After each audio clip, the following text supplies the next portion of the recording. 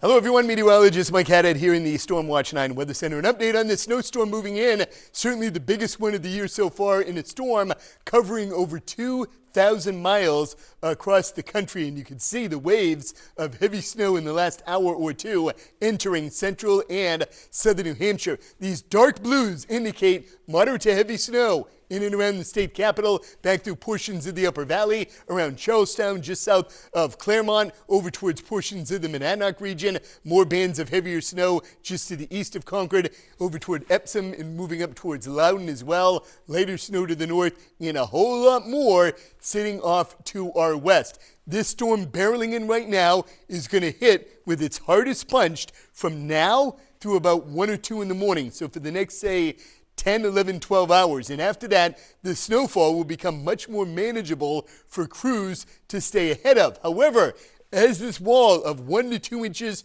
per hour, if not more, snowfall rates move in, it's going to be tough for the crews to keep on top of. Why? Well, keep in mind it takes a few hours for them to navigate the roads, and this is what we're anticipating by tomorrow evening. A general 12 to 18 inches of snow. Again, a lot of what happens in southern New Hampshire could border on 18 plus in the area shaded in white, from Portsmouth through Salem, Nashua, over towards Jaffrey, possibly up near the Queen City. But 75 to 80% of this will happen through 2 a.m.